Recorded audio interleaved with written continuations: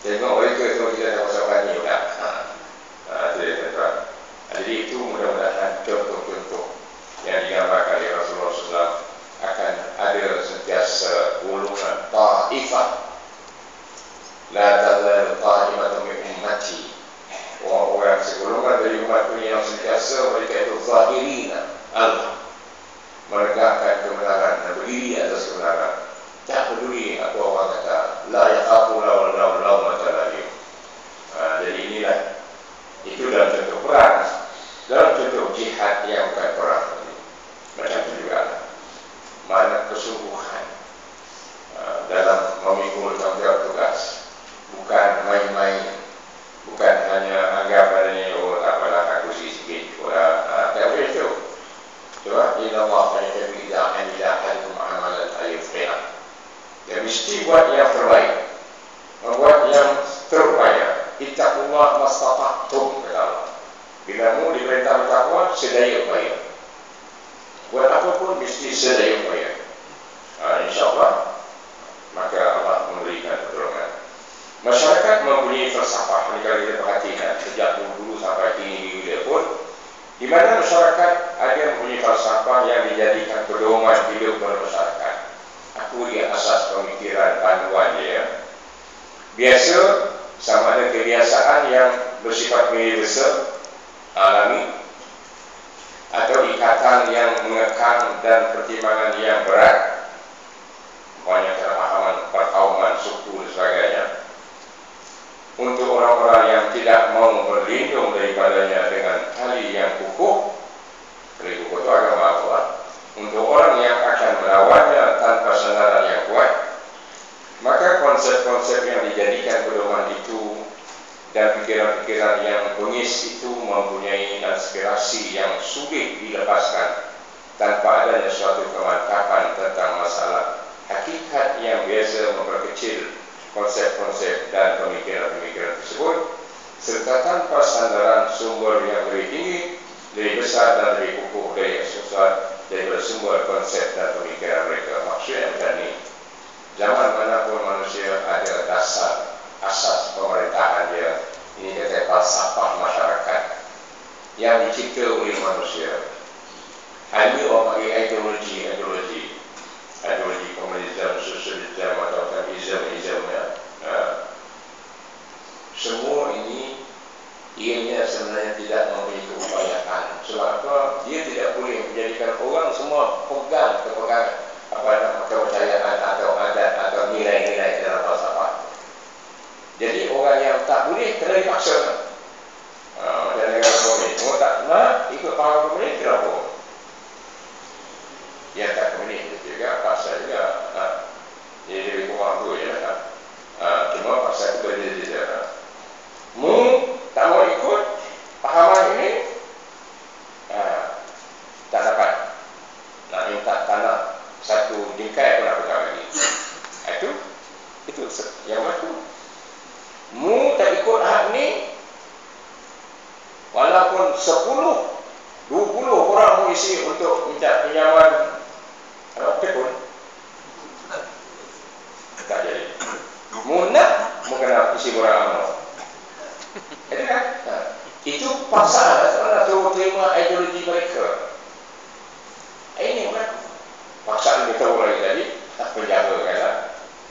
Hukum lah, itu negara komunis lah dulu. Komunis dulu lah, sekarang komunis dulu pun tak macam tu lah.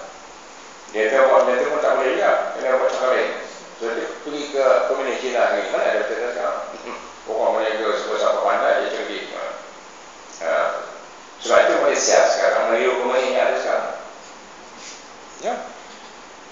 Perdana Menteri dah berucap kepada ketua-ketua kaum peniaga Cina 2 minggu lepas, dalam ucapan beliau memetik falsafah ekonomi, transformasi ekonomi Presiden Cina komunis yang bertukar alih daripada ala komunis tertutup kepada ala terbuka ekonomi seperti yang sekarang. Itu kan. Tapi utusan tak keluar tu. Wah, kalau utusan, Perdana Menteri pun ambil falsafah Presiden Cina komunis. So berita harian so nak baca tu kena baca so khabar bahasa Inggris pun tak semua, ataupun buka so khabar portal Malaysia Kini, Malaysia Insider, Harkah Daily, itu boleh. Bayangkan tuan, dia kata transformasi yang kita laksanakan ini adalah transformasi secara yang beransur-ansur ke arah perubahan, sebab tak boleh bawa perubahan wujud. Inilah falsafah yang berjaya apabila Presiden China Komunis iaitu Xiang, Xiang namanya, yang bawa perubahan ekonomi China sekarang. Itu. Tapi apakah jadi? Semua itu pun menguasai hari ini betul dia berkembang ekonomi China itu. Sebab buktinya di Amerika lebih awal lah berabad-abad maju dalam ekonomi pasaran terbuka dunia. Tapi sekarang terjadi pada mereka Syarikat. Paling kepala dah Barack Obama nyari kalah presiden baru ni.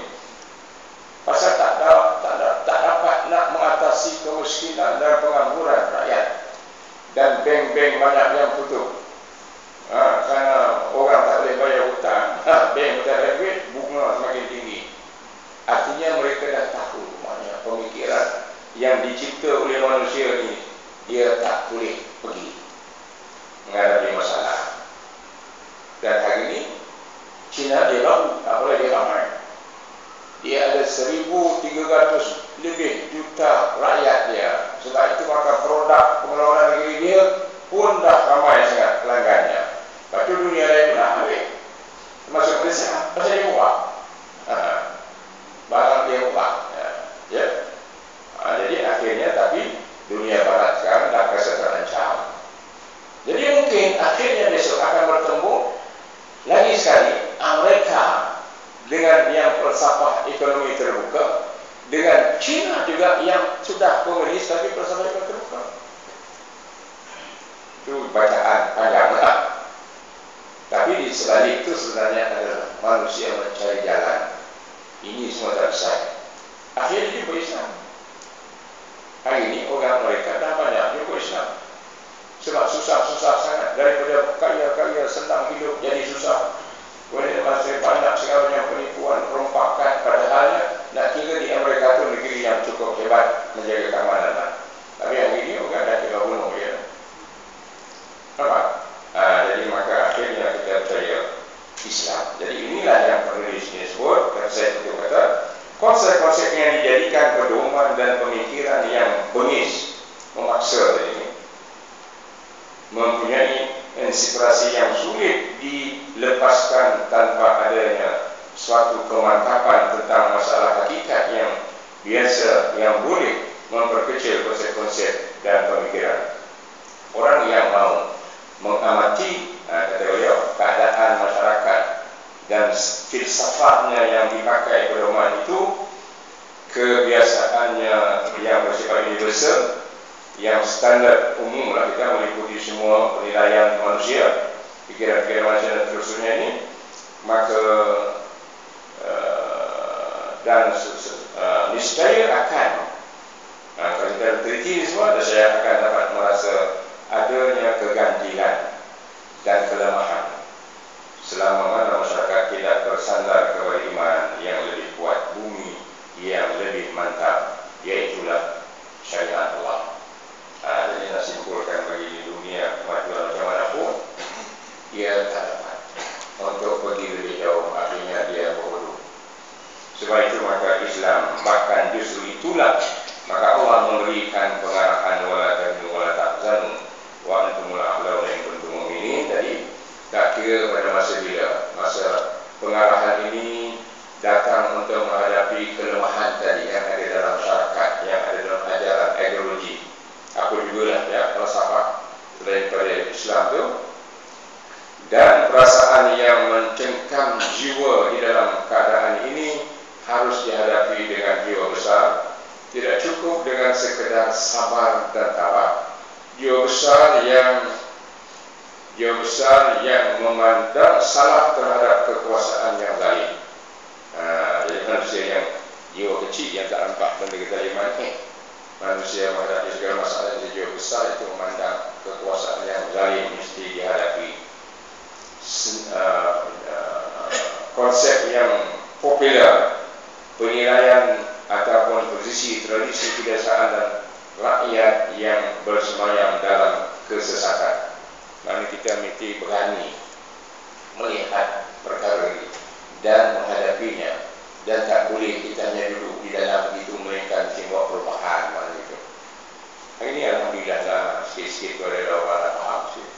Tapi masih lagi banyak aku memang tak ada lah nak ubah. Dulu-dulu mana pernah dapat macam ni, tengok anak sekolah dapat soal RM1, dia sekolah buka. Lepas tu masuk universiti dapat pula voucher beli buku. Lepas tu baru masuk pula dapat pula bantuan atau masuk universiti RM1,000. Lepas tu balik lanasnya tak kerja. Hari ini orang yang keluar daripada latihan perguruan ramai yang belum dilantik menjadi guru. Ada anak buahnya yang keluar maktab ataupun kolej perguruan yang ambil. Kalau ada pun pelantikan sekarang, pelantikan sementara, apa namanya, interim sementara.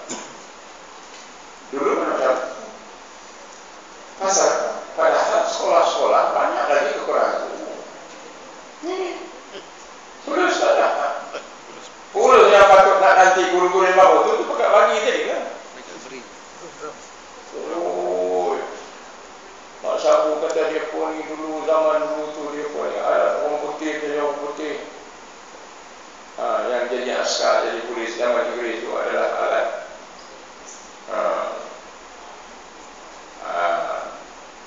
Dan yang putih pun banyak pula dia dapat ilmu pun. Tapi sejak Mak Sabu sebut macam tu, disenaraikan berapa orang lagi masih hidup ni, orang jadi AC, jadi askar yang tak dapat pencet lagi.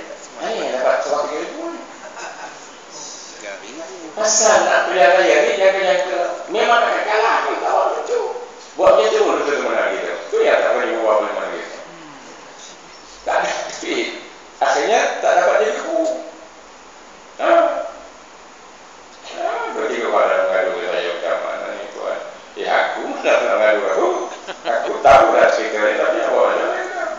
Patut demonstrasi kan. Kami keluar maktab ni, keluar latihan mana jawatan ni. Sekolah banyak tak cukup buku lagi. Tapi itu sudah itu satu hal lagi. Satu hal lagi pula ada bahagian-bahagian tertentu yang patutnya guru-guru dilatih mengajar di sekolah-sekolah kebangsaan lah. Tapi kerana bahagian itu dah diserahkan, diswastakan dan diurus oleh sekolah Cina pula buat. Pada ambil hati orang Cina.